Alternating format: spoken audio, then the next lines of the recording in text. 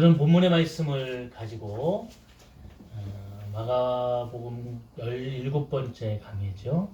평안히 따라 평안히 가라 라는 주제로 은혜를 나누려고 합니다.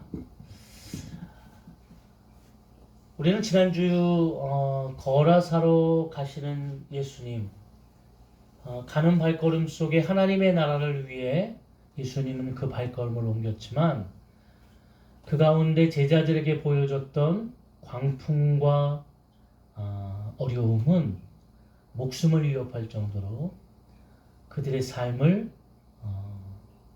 흔들어 놓았죠.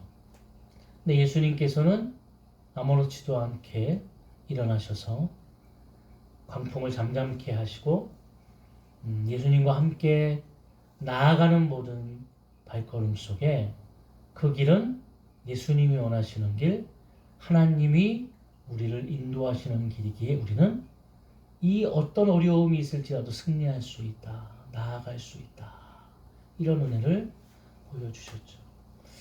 그리고 거라사의 한 영혼을 위해 또 그 한 영혼을 통해 많은 영혼들이 주님 앞에 돌아오길 위해 갔습니다. 그리고 광인으로 부르는 거라사 광인을 예수님께서는 치유하셨죠. 악한 것을 물리쳐 주시고 군대 귀신, 레기온, 그냥 나는 군대다 할 정도로 강한, 어떻게 보면 그 귀신이라고 할지라도 예수님 앞에 나왔을 때 사람들이 감당할 수 없는 그 존재가 예수님 앞에 나왔을 때는 예수님을 알고 있기에 벌벌 떨며 당신이 나랑 무슨 상관이 있습니까? 하며 나를 내버려 둘 곳을 의미하죠. 그러나 사탄의 그 모습이 드러났을 때 예수님은 사탄을 물리쳐 주시고 돼지떼에 들어간 그 사탄은 바다에 빠져 다 죽게 되죠. 그러나 사람들의 바라보는 그 모습이 조금 다르다는 것을 알 수가 있죠. 한 영혼이 구원을 받았다는 어떤 기쁨보다 자신들의 물질이 없어졌다라고 하는 그 가치 때문에 예수님을 배척하고 예수님을 내어쫓는 장면이 나옵니다. 이것은 오늘 교회 안에서도 교회 밖에서도 이루어지는 영적인 모습입니다. 우리가 주목했던 내용은 그거죠. 당신이 나와 무슨 상관이 있나이까? 하나님을 알고 예수님이 누구인지도 알고 듣고 있습니다. 지식적으로 분명히 알고 있습니다. 그러나 당신이 나와 무슨 상관이 있습니까? 라고 하는 이 고백은 오늘 우리에게 교회 안에 있든지 밖에 있든지 주님을 알고 있지만 관계를 맺지 못하는 그 삶 속에서는 온전히 변화되어지는, 온전히 하나님의 뜻과 하나님의 역사를 이루어가는, 하나님의 나라를 위해 나아가는 그런 존귀한 삶의 역사가 일어날 수 없다. 아직도 어두운 가운데 갇혀서 신음하고 있는 자들, 그리고 하나님이 부르지만 대답할 수 없고 그 음성도 들을 수 없는, 눈은 뜨고 있으나 소경이고 귀는 열려 있으나 귀머거리인 많은 인생들이 지금도 살아가고 있다는 것을 깨닫게 됩니다.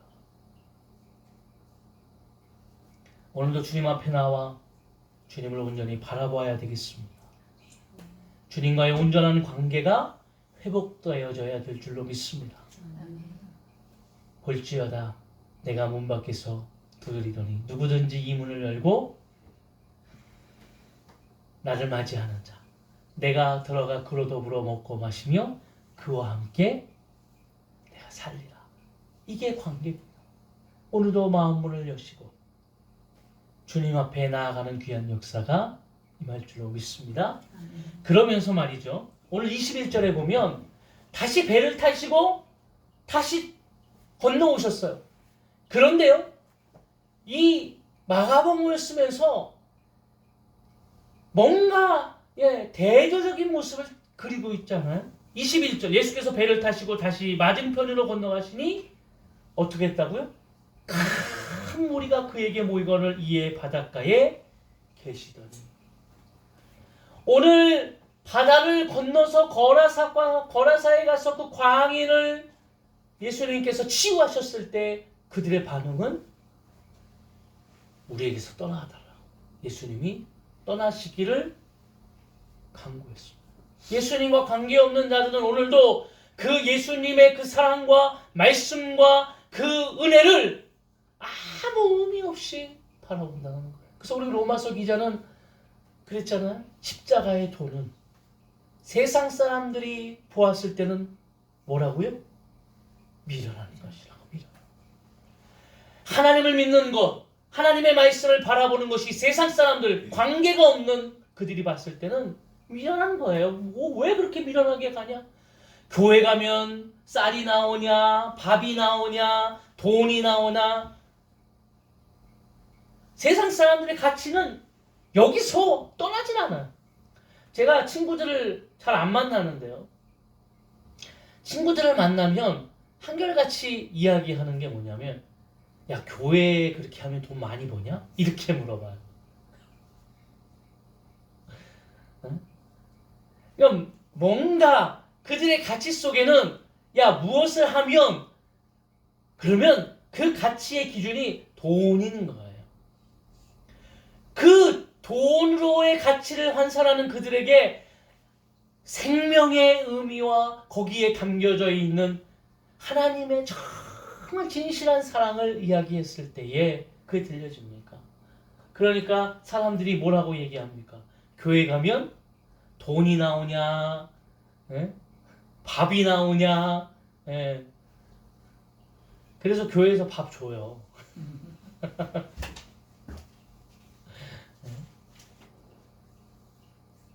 오늘 거라사 그 지방에 있는 사람들은 제가 지난주에도 그랬지만 예수님의 이 놀라운 사건을 바라보면서 이 한 사람이 그 자신들의 그 지방의 문제였던 광인을 치유하셔서 제정신으로 돌아오게 하시고 자신의 모습으로 얌전히 앉아있는 그 사람의 변화된 모습을 바라보면서 기뻐해야 되고, 그름을 통하여 그 놀라운 역사가 어떻게 일어났는지, 그 놀라운 역사가 나의 삶 속에도 어떻게 일어날 것인지 이에 대한 궁금함이 없이 그들의 삶 속에 있는 돈의 가치로 환산해서 물질을 통해 가셨으면 좋겠다. 예수님은 다시 배를 타고 원래 계시던 건너편으로 다시 건너오셨어요. 그런데 대조적으로 쓴 것처럼요, 배를 타시고 맞은편에 왔는데 거기에는 기다렸다는 듯이, 예수님이 오시는 것을 기다렸다는 듯이 우리가 예수님을 기다리고 있다는 거죠. 오늘도 깨어있는 자들, 오늘도 주님 앞에 나와 있는 자들, 오늘도 그 주님의 은혜와 사랑 가운데 거하는 자들은 오늘도 끊임없이 주님 앞에 나와 예배하고 주님을 바라보는 놀라운 역사가 임할 줄로 믿습니다. 오늘은 두 사건이 이렇게 꽈배기처럼 엮여져 있는데요. 네, 오늘 사건에는 회당장 야이로의 딸의 사건이 있으면서 그 중간에 뚝 잘라서 그 가던 길 속에 12년 동안 혈루병을 앓는 여인의 모습이 담겨져 있습니다. 그래서 오늘은 그 중간에 있던 12년 동안 혈루병을 앓는 여인에 대한 에피소드를 이야기하고 거기에서 은혜를 받으시고, 다음 주에는 회장당 야이로의 딸을 이어서 우리가 은혜를 받도록 하겠습니다. 여러분, 여기서 우리가 주목할 내용은 큰 무리입니다. 큰 무리. 오늘 큰 무리가 예수님을 에워싸게 돼요. 24절에 보면 이에 그와 함께 가실새 큰 무리가 따라가며 에워싸 밀더라. 이제 예수님을 기다렸던 사람들, 예수님 앞에 나왔던 사람들, 큰 무리가 예수님을 에워싸고 가게 됩니다. 여러분 이런 생각 해보셨나요? 오늘 이 큰 무리들은 왜 어떠한 모습을 가지고 어떠한 마음을 가지고 예수님을 에워싸고 이렇게 나와 있을까?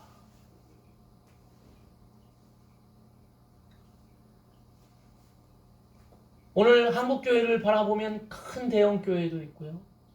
저희처럼 이렇게 조그만 교회도 있죠. 그러나 거기에는 하나님을 사랑하는 자들이 나와서 예배한다고 우리는 생각을 하고 그 예배하는 자들을 보게 됩니다. 그런데 중요한 것은 말이죠. 이 무리 속에 한 여인에게 예수님께서는 집중하는 겁니다. 오늘 이 무리 속에는 여러 모양의 사람이 나와 있지 않겠어요?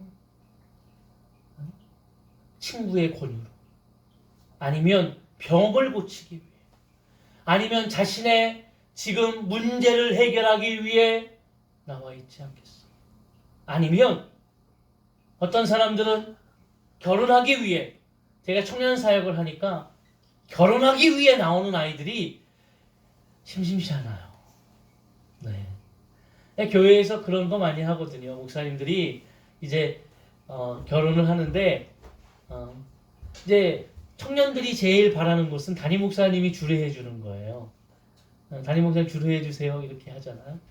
또 요즘에는 또 청년들이 주례 없는 또 결혼식이 또 요즘 유행이라고 해가지고 근데 그거는 모르겠어. 이 시대의 흐름 속에 하나에 나오는 현상이라고 하지만 목사인 저는 참 그게 좀 뭔가 큰 게 빠진 것 같은 그런 의미예요. 물론 의미는 있어요. 자기들이 기뻐하고 또 자기들이 뜻깊었던 부모님 뭐 이렇게 나와서 그냥 주례사를 대신 하더라고요. 하고 싶었던 부모님이 자식에게 하고 싶었던 얘기 이렇게 하고 축복해주고 뭐 의미적으로는. 그런데 이 결혼을 통해서 또 하나님께서 이 결혼의 증인이 되어서 하늘에서 너희가 맺어졌다 하고자 하는 이 축복의 의미, 복의 의미가 좀 사라지지 않았나. 하여튼 청년들은 담임 목사님이 이제 주례해 주기를 원하죠. 담임 목사님 주례를 받으려면은 꼭 해야 되는 게 있어요. 뭐 해야 되냐면 둘 다 세례를 받아야 되고요. 세례 교인이어야 돼요. 그렇기 때문에 세례를 받아야 결혼할 수 있어요. 근데요, 제가 이렇게 보면 그러니까 남자 청년 따라오는 여자 그 자매들이 많이 없어요. 근데 여자 청년을 따라오는 남자 형제들은 많아요. 그래서 교회에 여자 청년들이 많으십니다. 결혼하기 위해 나와요. 이렇게 청년분이 나오잖아요. 그러면 눈에 딱 보이죠. 그렇구나. 이제 그래요. 잘 또 하고, 그 보통 나오면 한 6개월 학습받고 6개월 후에 세례받거든요. 결혼 1년 전에 나와야 되는데 중간에 가부라는 친구들도 있어요. 한 6개월 나와가지고 학습 받으면서 결혼하고 꼭 세례 받겠습니다. 뭐 이렇게 해가지고 결혼 날짜는 있으니까 가불에서 목사님이 주례를 해주고 그렇게 하는데 물론 그 안에서 귀하게 믿음 잘 가지고 하는 청년 가정들도 있고요. 또 우려와 같이 결혼만 딱 하고 나오지 않는 그런 신랑들 또 이 신부들도 있더라고요. 많지는 않은데 우리가 보면은요, 우리 무리 속에 그런 사람들이 다 모여 있어요. 어떠한 모습으로 나와 있는지 다 모여 있어요. 그 사람들의 마음속에 보면, 우리가 현대를 살아가는 사람들의 마음속에 보면 그들이 가지고 있는 아주 큰 특징이 있죠. 왜 교회에 나오고 왜 하나님 앞에 나올 수밖에 없는가? 큰 특징은 그들이 삶 속에서 이루어지는 어떤 삶의 부정적인 요소, 절망이나 소외라는 것을 통하여 지금 현대인들이 잘 살아가고 있는 것 같으나 그 어려움 때문에 그 삶 속에 부정적으로 부딪혀가는 여러 가지 문제가 이루어집니다. 두려움이 많아요, 현대인은. 네. 우리의 두려움은 어떻게 보면 우리 안에 평안이 없기 때문에 드러나는 현상이라고 볼 수 있어요. 잘 살아가는 것 같고 잘 먹고 잘 사는 것 같으나 내 안에 갖추어져야 되는 진정한 평안이 없는 거예요. 그래서 삶을 살아가면서도 자꾸 두려움이 앞서는 그 마음들이 임하게 되는 겁니다. 잘 되어지는데요. 두려움이 앞서니까 뭘 자꾸 생각하나? 야, 이게 잘 안 되어지면 어떡하지? 내가 잘 가고 있는데도 야, 이러다가 한순간에 꼬꾸라지면 어떡하지? 이런 두려움이 그들에게 엄습해오고 그러다 보니까 어떻게 되나요? 가져야 될 평안과 쉼이 사라지게 되는 거예요. 진정하게 그들이 평안을 누리고 쉬어야 되고 다시 재충전을 받아야 되고 어떻게 보면 그래서 그들이 가지고 있는 그 평안함을 통해 이루어지는 진정한 삶의 귀한 의미들을 잃어가는 겁니다.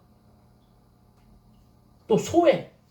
소외라는 것은 사람들이 그 사람을 내가 낄 수 없는 거죠.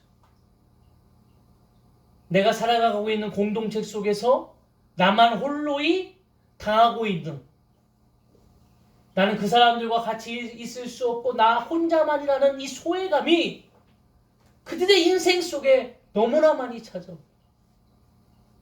제가 지난주에도 문명의 이기를 통해서 드러나는 메타버스 이렇게 얘기하니까 자꾸 사람들이요. 그래서 온라인으로 나아가는 거예요.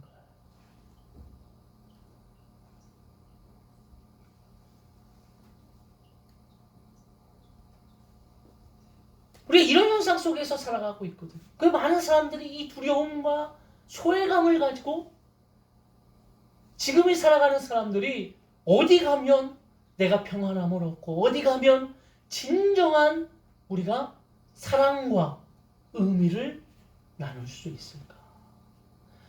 그러다 보니까 그렇게 사람들 관계 속에서 정말 받지 못했던 것들을 어디서 받습니까?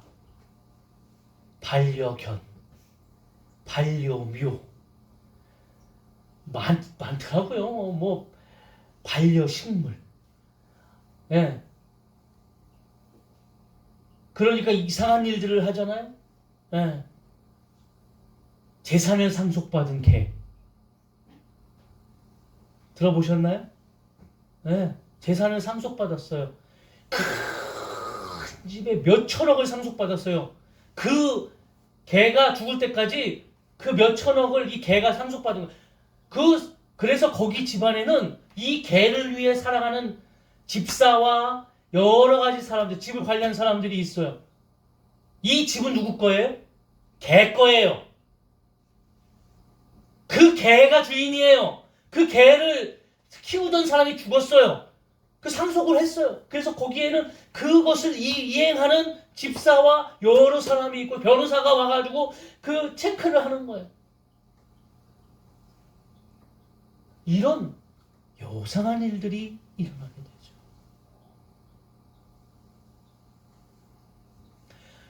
왜 그렇습니까? 마음을 둘 데가 없어요. 평안함이 없어요. 사람 관계 속에 소외를 당해요. 오늘 여러분, 그 사람 중에 한 사람이 오늘 본문에 나온 사람이에요. 25절에 12회를 혈루증으로 알아온 여자가 있어 그랬어요. 혈루증이라는 이 병은 구약 내유기에 보면 여인에게 있는 병인데요. 부정한 병입니다. 혈액이 끊이지 않고 계속 나오는 거예요. 그래서 이건 부정하기 때문에 그 가정에서, 가족에서, 사회에서 이 여인을 소외하게 되어 있습니다. 부정하기 때문에 이 여인은 같이 함께 살 수가 없어요. 이게 법이에요. 그렇기 때문에 이 여인은 가장 그래도 사랑을 받고 은혜를 경험해야 되는 성전에도 들어올 수가 없어요. 그래서 이 여인은 그 사회 속에서 사회와 가정과 또 남편에게서 다 소외를 당하게 되는 거예요. 더 나아가서 하나님의 성전에서까지 믿는다들의 그 공동체 안에서까지 소외를 당하는 거예요. 갈 곳이 없어요. 그래서 이 여인은 12년 동안, 여러분 그냥 말로 12년이지만 12년 동안 이 병을 앓았다면 이 여인의 그 삶이 어땠을 거라고 생각해요. 이것을 그 뒤에 25절에 26절에 얘기하잖아요. 많은 의사에게 많은 괴로움을 받았고 가진 것도 다 허비하였으되 아무 효험이 없고 도리어 더 중하여졌던 차에 어떻게 해요? 의사에게 수많은 시간을 겪게 되고요. 사기도 당하고, 예? 뭐 그렇잖아요. 지금 우리가 살아가고 있는 인생도 마찬가지인데 고쳐주겠다고 틀림없이 낫습니다. 낫긴 몰라요. 안 낫지. 예? 그러니까 이 여인의 그 고통이라는 건 중첩이 되는 거예요. 계속. 그리고 오늘 더 나아가서 이 병은 더 중해졌어. 이제는 이 여인에게 있어서 이 12년의 인생은 뭐예요? 소망이 없는 인생이에요. 진정한 평안이 없는 인생이에요. 언제 내가 죽을지, 내가 이러다가 정말 어떻게 내가 인생을 마무리할지.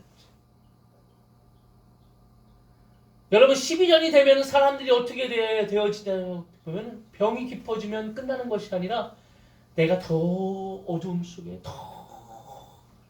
정말 어두움 속에 갇혀버리게 됩니다. 왜냐하면 많은 사람들에게 소외를 하고 상처를 받았어. 이 여인이 가졌던 이 상처는 본인의 육신적인 병보다 그 마음의 상처는 더 배가 되어지는 그런 삶을 살 겁니다. 현대인이 그래요. 육신적인 어떤 겉으로 드러나는 것보다 속으로 골마가는 그들의 마음과 그 병은 이루 말할 수 없죠. 근데 이 여인에게 소문이 들렸습니다.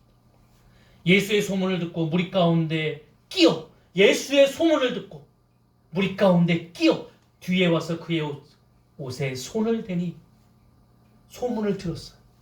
예수라는 사람에 대한 소문을 들었어요.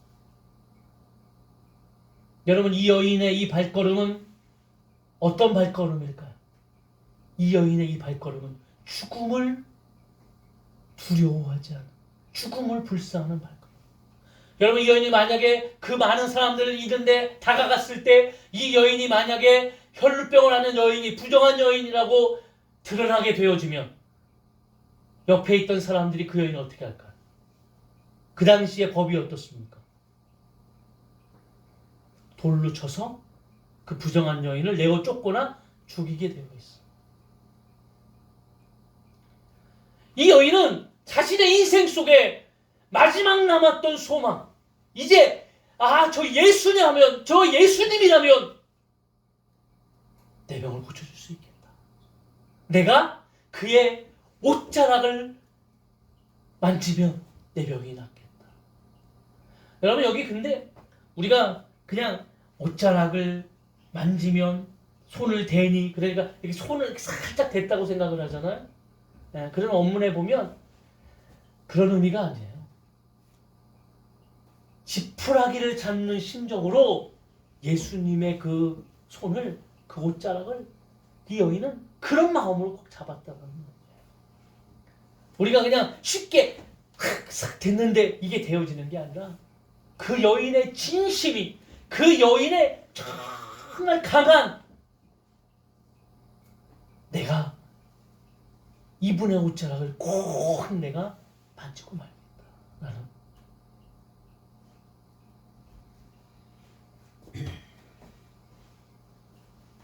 손을 대니 이는 내가 그의 옷에만 손을 대어도 구원을 받으리라 생각함이로라. 이에 그의 혈루 근원이 곧 마름에 병이 나은 줄을 몸에 깨달으니라.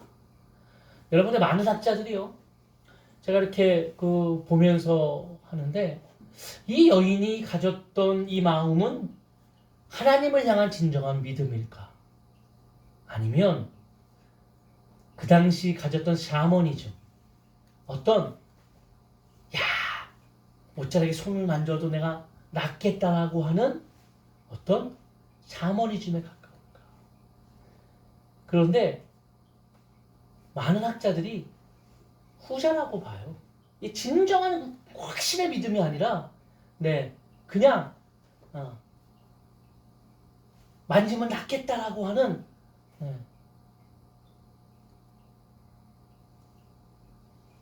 그런데요.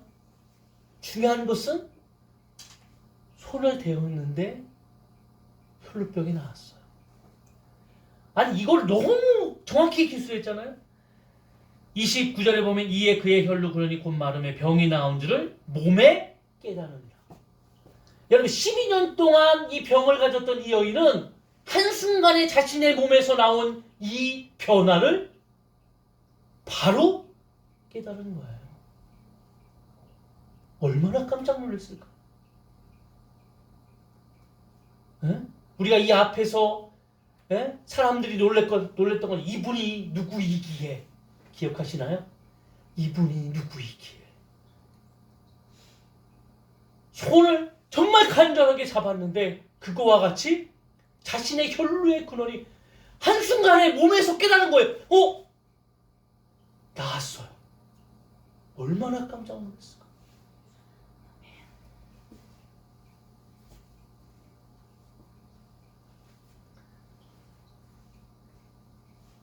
30절 예수께서 그의 능력이 자기에게 나간 줄을 곧 스스로 아시고 무리 가운데 돌이켜 말씀하시되 누가 내 옷에 손을 대었느냐 하시니 굉장히 중요한 사건이죠. 제가 아까 얘기했잖아요. 큰 무리가 있었어요. 큰 무리가 예수님 그 곁에 예수님과 살이 부딪히고 예수님의 손에 옷에 손이 움직여지고 여러 사람들이 거기 있었다는 얘기예요. 오늘 지금 이 여인만 옷에 손이 되어졌던 게 아니라는 거예요. 이 의미를 깨달으셔야 돼요. 오늘 이 여인만 옷에 손을 딱 대어서 그 손을 대었기 때문에 나은 것이 아니고 샤머니즘 같이 내가 저 옷을 만졌기 때문에 나은 것이 아니라는 거예요. 중요한 것은 수많은 무리가 있지만 이 여인만이 예수 그리스도 앞에 나아가면 내가 구원을 받겠다라고 하는 진실한 마음, 내가 목숨을 버리고 죽을 수도 있으나 나의 마지막 소망인 것은 이분밖에 없다라고 하는 처절한 인생의 그 고백이 그 안에 묻어있는 거예요. 오늘 교회에 왜 나오셨습니까? 어떤 이유로 하나님 앞에 나왔습니까? 우리가 주님 앞에 나와 예배를 드리고 주님 앞에 많은 사람들이 나와 찬양을 하고 주님을 높여드립니다. 그러나 그 수많은 성도들 중에 오늘 우리는 몇 명 되지 않습니다. 그러나 몇 명 되지 않은 성도들 중에도 진실한 이 여인의 고백처럼 내가 하나님 앞에 오늘 내 삶을 드리고 내 문제를 주님 앞에 맡기고 내 신앙과 믿음을 통하여 오늘 하나님의 나라를 위해 주님을 위해 오늘 내 인생의 놀라운 역사가 이루어질 것이라는 소망과 확신을 가지고 나아가는 사람이라야 오늘 이 말씀이 오늘 이 예배가 그 삶의 놀라운 변화를 이끌어내는 놀라운 역사가 될 것입니다. 그렇게 되어지기를 원합니다. 큰 무리가 있었지만 오늘 이 여인에게 예수 그리스도의 그 마음이 집중되어지는 겁니다. 누가 내 몸에 손을 대어? 제자들은요. 그러니까 제자들이 뭐라고 그래요? 33절 제자들이 여짜오되 무리가 에워싸 이런 것을 보시며 누가 내게 손을 대었느냐 물으시나이까 하되. 여러분 이 제자들이 몰라요. 왜요? 체험이 없기 때문에. 그냥 이렇게 살다 보면 그냥 모르고 지나가는 거예요. 하나님을 믿는 것이 뭔지, 하나님 앞에 예배하는 것이 뭔지, 여러분 우리가 너무 쉽게 생각하는 것이 있잖아요. 이 예배의 이 시간, 이게 얼마나 귀한 시간인지 아십니까? 우리가 매주마다 예배를 드리고 또 매일 새벽 예배를 드리고 수요일 예배 드리고 금요일 철학을 하고 여러 모임을 갖고 교회 생활을 하다 보면 잃어버리는 것이 있어요. 수번 드려지는 예배를 통해서 우리가 무뎌지는 거죠. 뭐 그냥 예배 나가고. 그런데 아십니까? 우리가 드려지는 그 예배 때마다 우리는 영적인 변화가 있고 그 예배 때마다 힘을 얻고 그 예배 때마다 하나님의 주시는 능력과 하나님의 주시는 언약과 하나님의 주시는 놀라운 역사가 우리의 삶과 우리의 모든 발걸음과 우리가 만나는 많은 자들과 우리의 가정과 자녀 위에 분명히 이루어진다는 것을 확신하십니까? 깨달으셔야 돼요.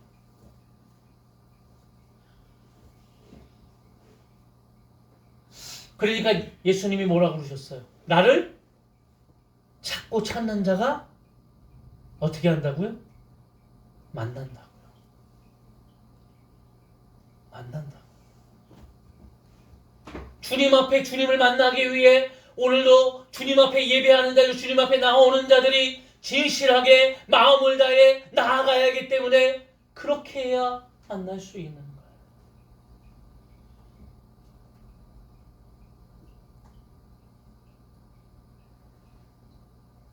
제가 청년 때예요.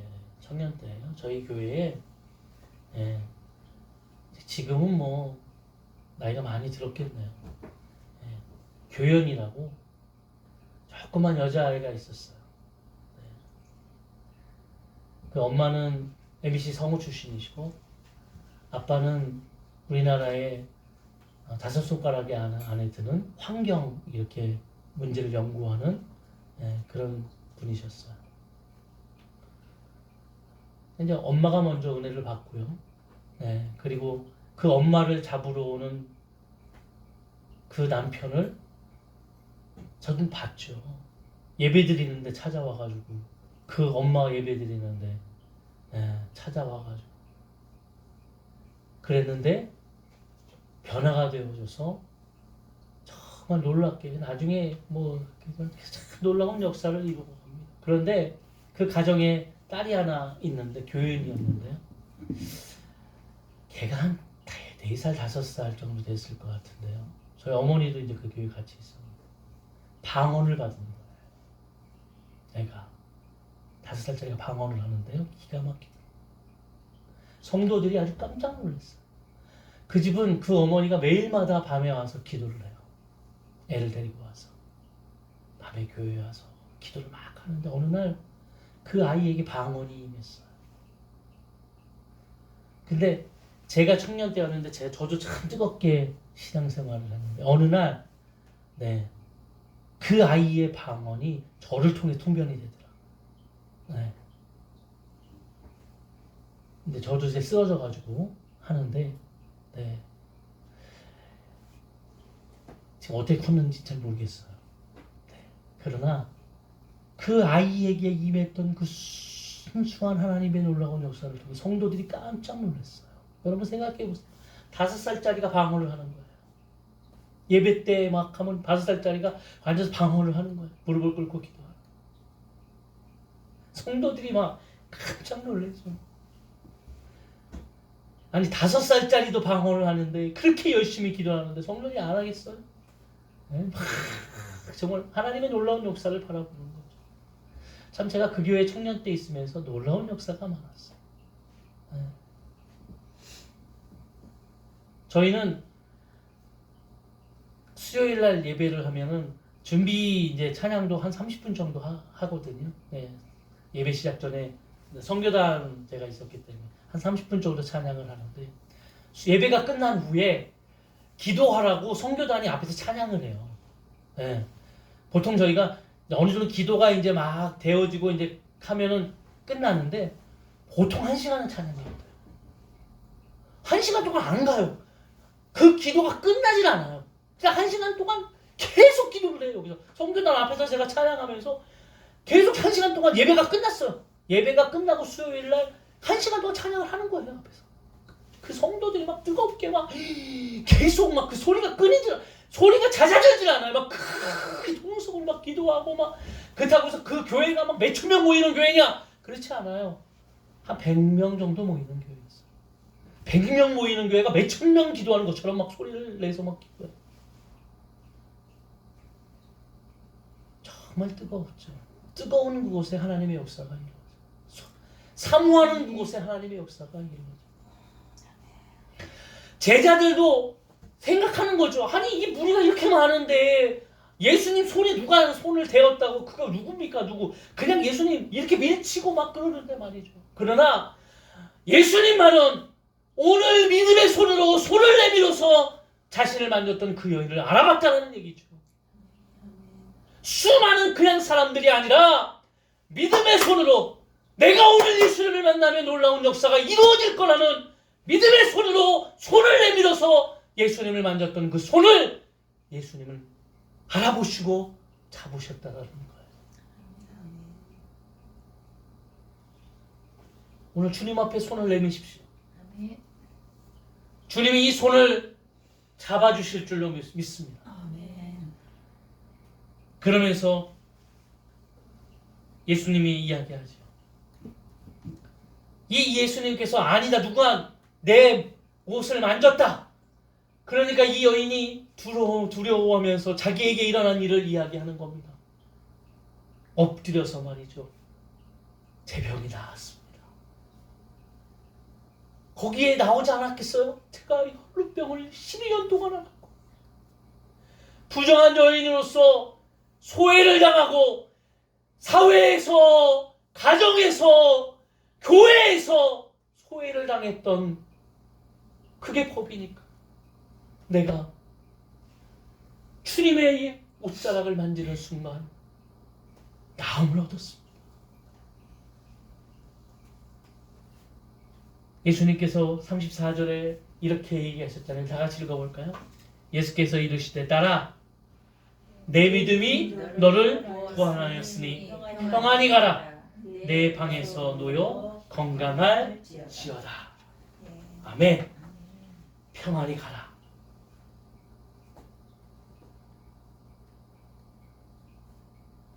이 말은 원문을 이렇게 보면 이제 따라 평안을 향하여 가라. 이런 더 나아가선 이제 너희 앞에 평안이 놓여져 있는 삶을 살아라. 이 말이에요. 여러분 이 여인에게 이 음성이 얼마나 그 마음을 치유하는 그런 음성이 됐을까요? 소외당해서 저 구석탱이 그 어두운 가운데 갇혀있던 이 마음에 예수님이 뭐라고 그러셨냐면 따라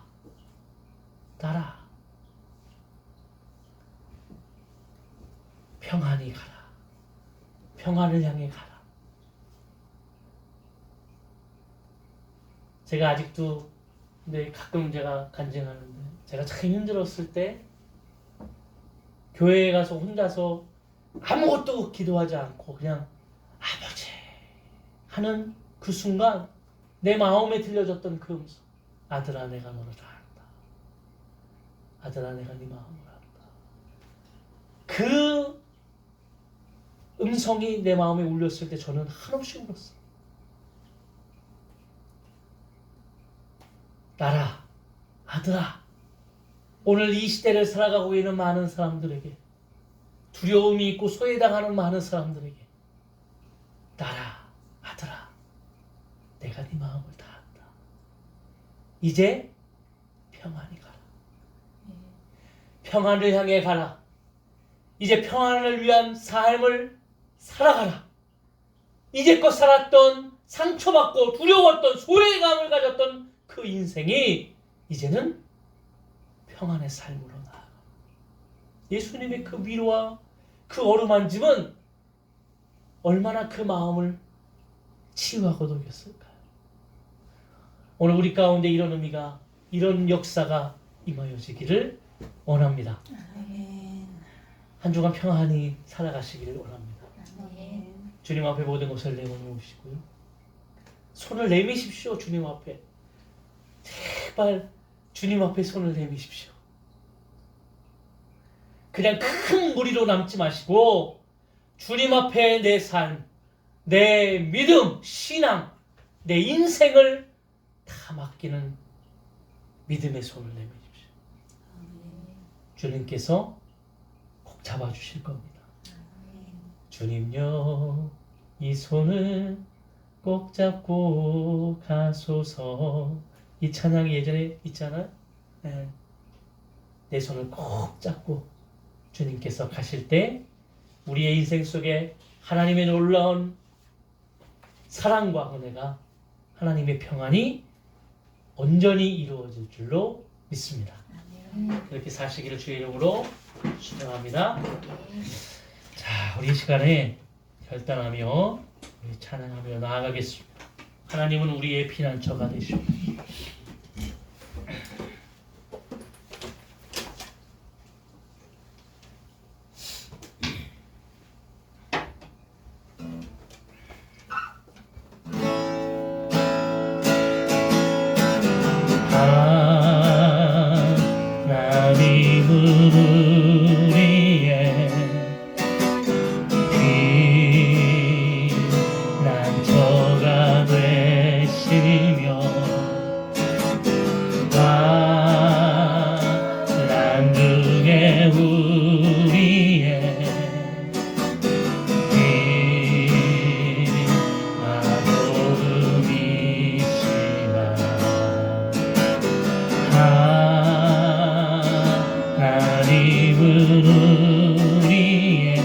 피난처가 되시며